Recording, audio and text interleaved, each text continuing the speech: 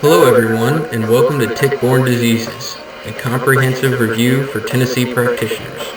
My name is Joseph Bernardo, and I have a Bachelor in Science in Animal Science from the University of Tennessee.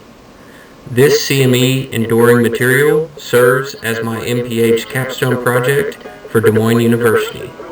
It is approved for CME credit through the Iowa Medical Society and Des Moines University. I hope you enjoy the presentation. Relevant to the content of this presentation, I have nothing of importance to disclose. During the CME, I will discuss tick biology and tick species present in Tennessee. This presentation will review the risk factors and prevention methods associated with these disease vectors.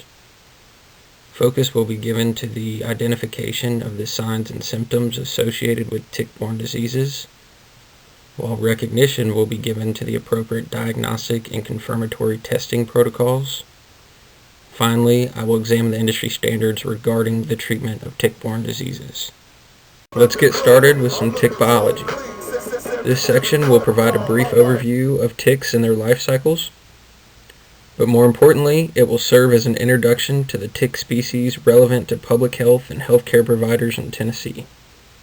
The section will conclude with the branding of some common myths about the prevention and control of tick-borne diseases. Ticks belong to the taxonomic group Acari, and as most of you have probably experienced personally or through a family member, friend, or pet, they are ectoparasites that feed on a variety of vertebrates. In terms of the number of infectious diseases transmitted by ticks, they are second only to our summertime nemesis, the mosquito. Although there are two different types of ticks, hard ticks attach for longer periods of time and are most relevant to our discussion around tick-borne diseases. While there are over 80 tick species that have been documented in the United States, only 17 of these are known to inhabit Tennessee. With that being said, there are over 30 tick-borne diseases of relevance to the One Health ideology that as healthcare providers, physicians, nurses, veterinarians, etc., we are all in this together. A tick's life begins as one of 3,000 to 6,000 eggs. Once eggs hatch into larvae, they immediately leave the protection of the leaf litter or grassy area in which they were born to seek out their first blood meal. Once the larva or seed tick finds a host, it will attach and feed. It is during this initial and each subsequent feeding that the vast majority of ticks can acquire and become infected with disease pathogens. If disease prevalence is minimal among host populations, the likelihood of a tick becoming infected will also be minimal. After feeding, the tick will fall off the host, molt into the next stage, and begin looking for a new host on which to feed. With each feeding, they can acquire and/or transmit pathogens. As humans, we are acceptable hosts at any stage of the tick's life cycle. The tick's life can span from 6 weeks to 3 years, depending on the species and host availability. If a host is unavailable for a period of time, ticks will sometimes overwinter, extending their lifespan. Since a tick's existence depends on their next blood meal, they are extremely devoted to finding their next host. Ticks do so passively by holding on to the undergrowth along well-used wildlife trails and waiting for a host to brush by them. When the opportunity presents itself, they do not jump, but quickly climb onto the host. This passive behavior, called questing, can be seen in the top picture shown here. Ticks will also actively seek out a host if they are stimulated by carbon dioxide, body heat, or vibrations. Once a tick locates a host and climbs aboard, it will use its specialized mouth, seen in the picture at the bottom, to secure itself and begin feeding. One of these highly efficient anatomical features is called a chloricera, which is used to cut through the skin. Upon entry of the skin, the chloricera includes denticles or barbs that help maintain attachment. Once firmly attached, ticks use their hypodermic, needle-like mouth, called a hypostome, to feed on the host blood.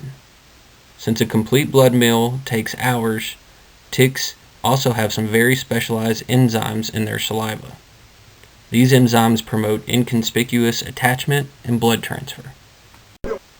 As previously discussed, ticks acquire disease pathogens by feeding on infected animals. The worst case scenario occurs when a tick acquires a pathogen from a host during its first blood meal. Since the disease pathogen remains in the tick's gut throughout the duration of its life, it will have multiple feeding opportunities to transmit that pathogen to other hosts. If infected at the larval stage, the same tick could also acquire additional pathogens in subsequent feedings. However, since not all animals are carriers of an organism, it is possible for a tick to feed on multiple hosts and live its entire life without becoming inoculated with the pathogen. This would be the best case scenario. The good news is that transmission takes several hours depending on the tick species. If you look at the picture on the slide, the likelihood of disease transmission increases as the tick size or state of engorgement increases. If removed quickly and properly, the pathogens harbored in the gut will not infect the host. This is why some tick bites result in co-infections, while others do not result in disease at all. History will show that the importance of ticks have shifted from simply being a nuisance pest to becoming dangerous vectors of zoonotic pathogens.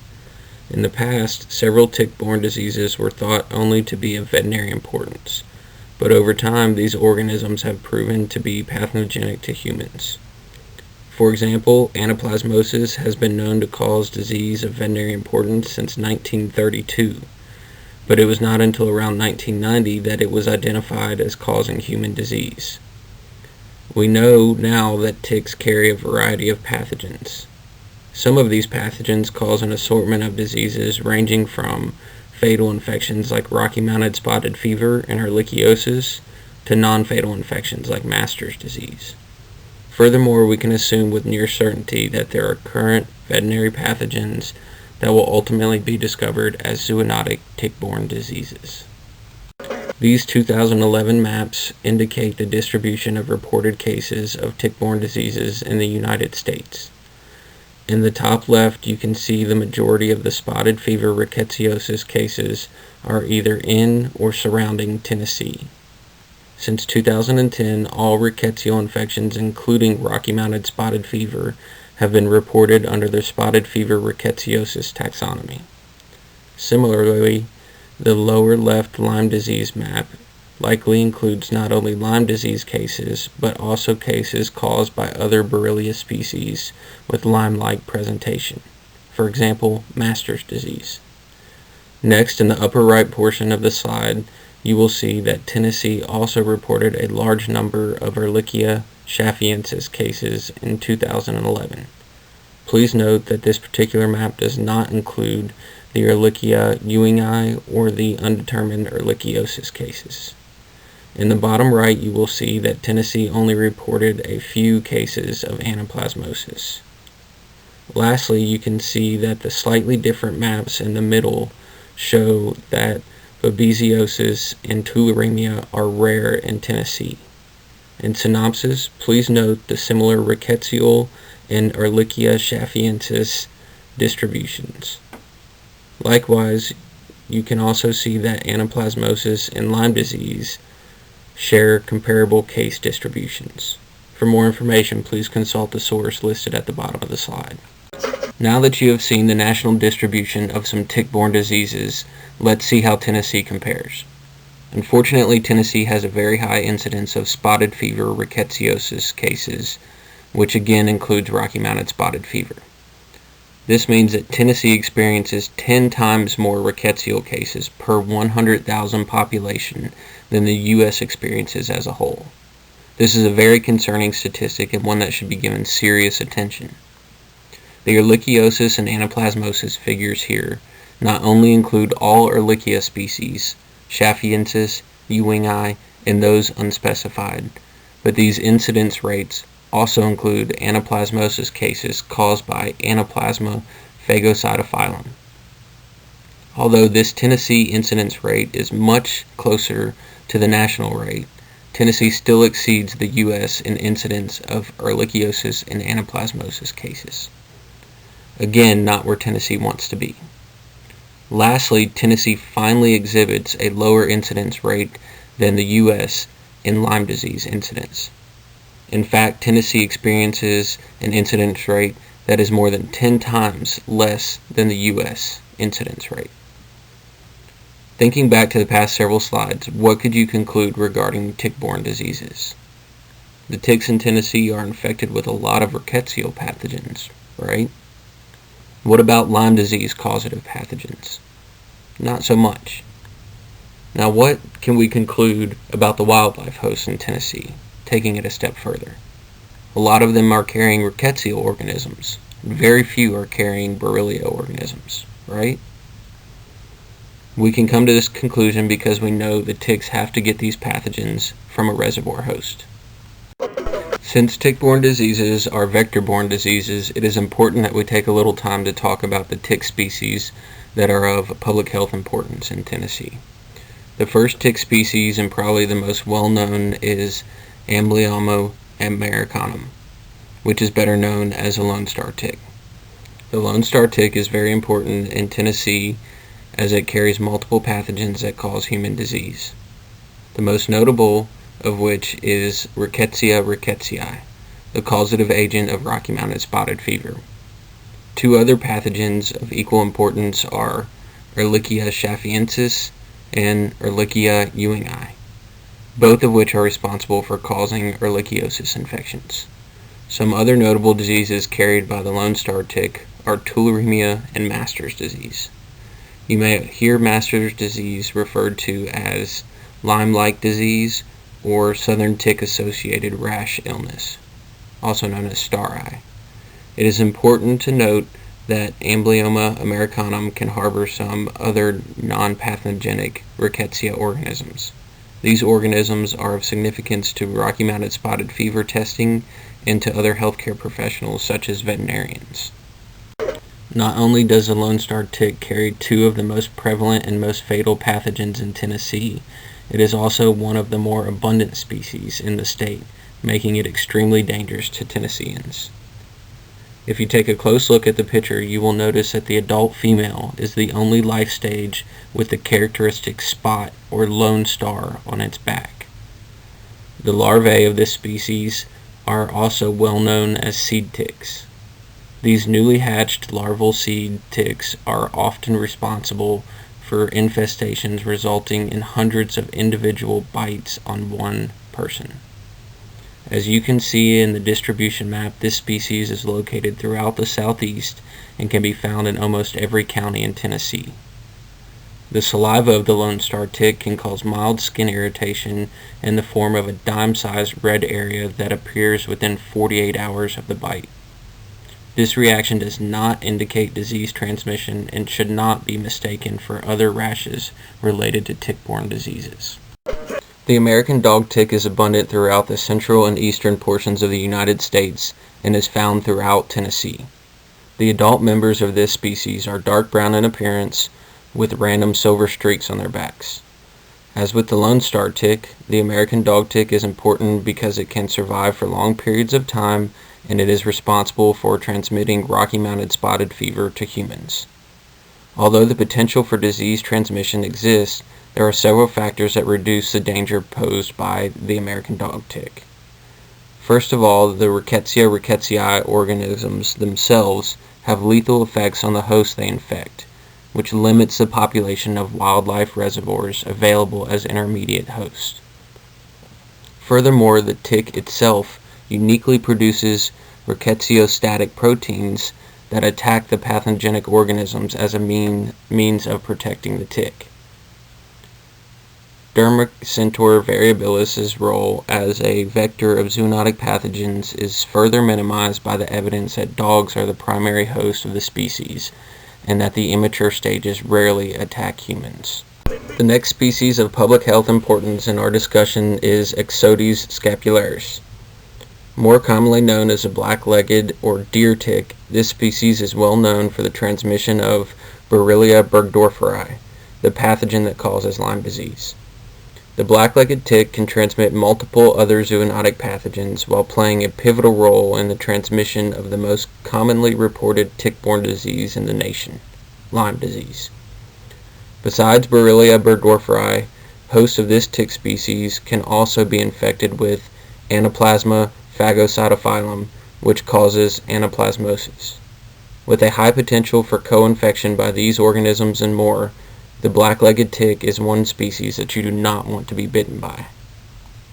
Since the black-legged tick is known for transmitting multiple pathogenic organisms, it is good news that it is scarcely present in Tennessee. As you know from previous slides, Lyme disease is very common in the United States, but not so much in Tennessee. Although there are small populations of this dark brown tick with its distinct black legs in Tennessee, we are fortunate that it does not have the same impact on us that it does in the Northeast. It is documented that the zoonotic pathogens harbored by the black-legged ticks in Tennessee are not as common as they are in other regions of the U.S. Scientists hypothesize that Lyme disease and anaplasmosis cases are rarely documented in Tennessee because the black-legged tick prefers non-human hosts in the South. Some favorite victims of this species are lizards, small mammals, birds, and white-tailed deer. It is believed that unlike the populations in the Northeast, Tennessee wildlife hosts rarely harbor the zoonotic pathogens that cause these diseases.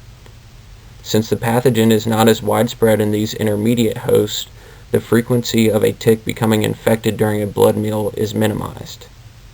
This break in the disease transmission cycle seems to be evident by the diminished tick-borne disease cases known to be caused by the black-legged tick in Tennessee. The brown dog tick is unique to other species discussed because it has the ability to spend its entire life indoors. It is this characteristic that allows this dark reddish-brown species with no ornamentation on its back to be distributed throughout the entire United States. If an area becomes infested with brown dog ticks, it can be very concerning because it is responsible for transmitting Rocky Mountain spotted fever in humans and in pets alike.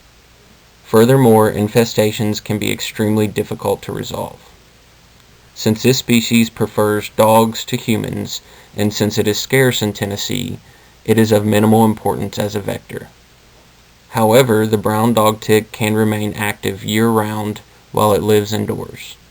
With that being said, the real danger exists when a family pet brings one of these parasites into the house due to the fact that females can lay thousands of eggs at once. Although uncommon, if this species were to lay eggs or molt into a new life stage inside a home, humans can very easily become the brown dog tick's next host.